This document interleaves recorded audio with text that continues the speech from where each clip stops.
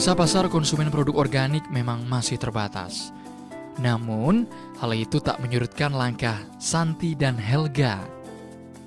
Rasa penasaran saya belum juga hilang. Bagaimana makanan organik bisa terus berkembang? Saya pun mendatangi Agustina, pria yang sudah makan asam garam sebagai konsultan usaha restoran. Dari pengalamannya, Agustina meminta pelaku usaha di bidang organik mengedepankan kejujuran dalam memasang label organik untuk produk yang dijual.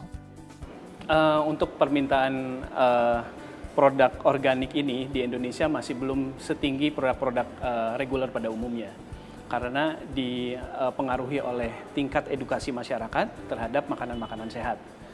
Orang berpikir makanan organik itu adalah makanan tumbuh-tumbuhan, vegetables, tetapi organik ini sebenarnya ada hewaninya pun, begitupun dengan sayuran-sayurannya. Kan pengalaman Mas Agus sendiri, kalau saya cermati tadi banyak sekali kelemahan dalam bisnis makanan organik. Tapi sejauh ini banyak gagal atau suksesnya sebenarnya mendirikan restoran organik, anggap saja seperti itu? Yang pengalaman saya banyak gagalnya dari bisnis restoran yang mengangkat tema organik ini gitu. Karena pemahaman dari masyarakat yang belum begitu banyak teredukasi mengenai makanan-makanan sehat, ini yang menjadi kendala di bisnis itu. Produk makanan organik sesungguhnya bukan barang baru dalam khasanah kuliner Indonesia. Nenek moyang kita telah mengajarkan untuk menanam tumbuhan dan meraciknya menjadi makanan lezat tanpa ditambah produk yang berasal dari proses kimiawi. Nah, untuk penyajian makanan lezat tanpa bumbu penyedap kimiawi menjadi pekerjaan yang dibebankan pada sang juru masak alias chef. Mendirikan sebuah restoran memang menyedot modal yang cukup besar. Rata-rata lebih dari separuhnya dikeluarkan untuk tempat usaha.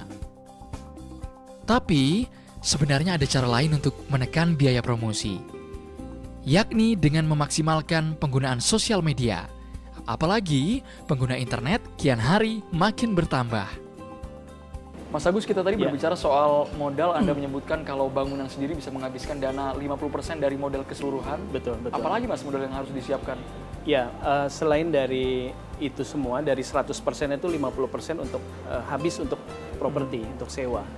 Terus kemudian 50%-nya yang lagi itu dibagi, ada yang 25% untuk biaya bahan. Terus kemudian ada sekitar 15%, 10% biaya promosi, biaya operasional, karyawan dan lain sebagainya. Jadi total sekitar 100%.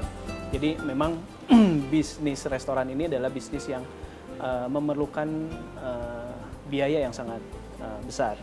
Tetapi kalau dilihat dari return-nya, itu kenapa orang banyak nyemplung di bisnis restoran? Ya karena pengembaliannya jauh lebih cepat. Kemudian bukan hanya dari pengembalian, tapi dari sisi cash flow juga lebih liquid dana yang didapatkannya. Dari perbincangan dengan Agustina, sang konsultan usaha restoran, saya pun menyadari optimisme Santi dan Helga dalam menjalankan usaha makanan organik memang masuk akal. Pangsa pasarnya memang masih terbatas, namun terus berkembang. Tapi tahu nggak sih kalau kebiasaan orang Indonesia memotret makanan sebelum menyantapnya justru menjadi promosi ampuh untuk sebuah restoran. Promosi gratis dari para konsumen sendiri. Pergunakan tools yang ada saat ini, seperti sekali lagi di internet ini, gunakan itu semaksimal mungkin. Media sosial dan lain sebagainya. Ingat juga gini Mas, kalau misalnya Mas Andro datang ke restoran, sekarang makan kan tidak berdoa dulu Mas. Foto dulu baru dia berdoa. Nah, step ini yang harus dimaksimalkan. Jadi bagaimana makanan itu menarik, dia foto, kemudian dia posting di media sosialnya, itu yang akan bisa yang bisa meningkatkan omsetnya mereka. Terima kasih konsultan bisnis restoran Mas Agustina atas ilmunya. Mas Andro. Paling tidak bisnis itu mudah asalkan kita mempelajari apa yang ada di sekitar kita.